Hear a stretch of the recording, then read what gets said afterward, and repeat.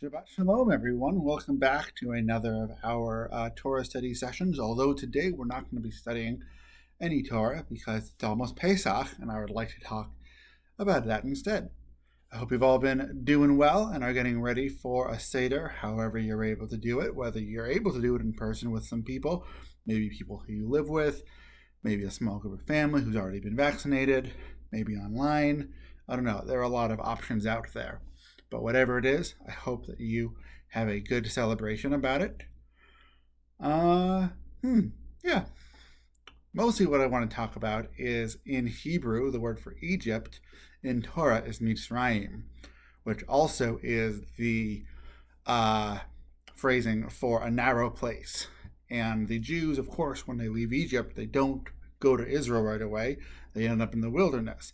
And in Hebrew, the wilderness is Bamidbar, which can also be translated or is connected to the root of the place of listening, the place where you hear things and grow. And so I think it's a really good analogy and comparison to now as our restrictions from COVID are lifting. Many people are getting vaccinated. Maybe you are getting vaccinated.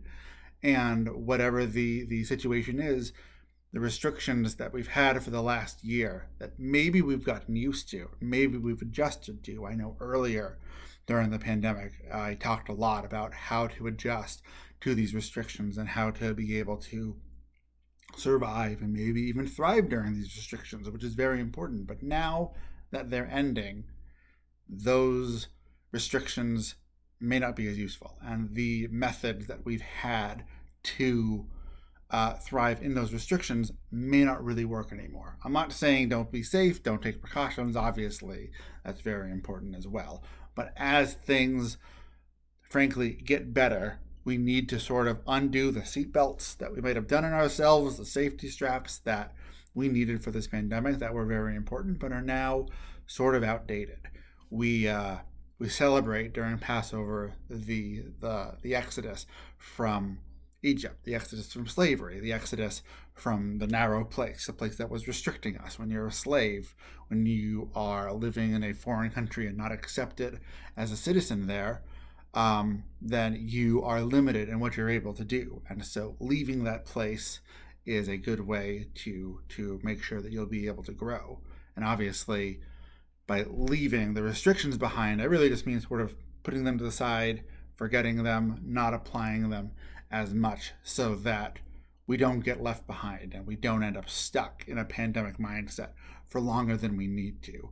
It's a good emergency measure, but like most emergency measures, once the emergency is over, you don't need to do it anymore. If your house had a fire alarm go off, you would need to leave the house. But once the fire department comes, puts out a fire if there is one, declares that everything's safe, it would not be useful to stay outside. You should go back inside and you should start to enjoy things again the way that you did. Maybe you'll be a little more cautious. Maybe you'll do things a little differently. In this analogy, maybe you'll be more careful when you're cooking if that's what caused the fire, or be more careful with candles, or I don't know, whatever. There are a lot of things that can cause a fire. And there are a lot of ways that we can get sick. Maybe we will in the future wear masks if we're not feeling well and we're going to a grocery store. Not even for COVID, but like numbers this year for the flu, just the regular flu, are really, really low.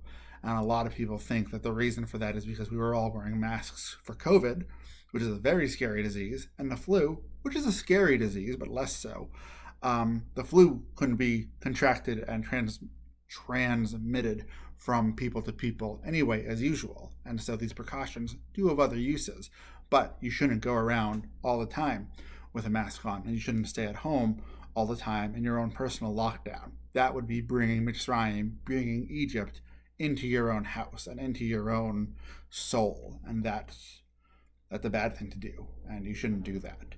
Instead, we should go to Bamidbar, go to the place of listening, listen to our friends, talk to our communities, talk to our leaders, listen to our leaders, our families, our friends, whatever. It's important in this time to reconnect with our community, whatever that was. No matter how far reaching it was, no matter how close knit it is, the pandemic has damaged a lot of networks, and it's damaged a lot of connections that we may have had. And it's going to be really important that we put those connections forward and that we prioritize repairing them, so that as we leave these restrictions behind, we enter into a world that we want to live in and that is filled with the people who we want, and we're the kind of person who we want to be. We aren't unnecessarily afraid. So that's what I want to leave you with. That's it. Pretty short. I hope you all have a very happy Passover. Passover Sameach, or Pesach Sameach. Yeah, Pesach Sameach. And I will see you again soon. Take care. And of course, Shabbat Shalom.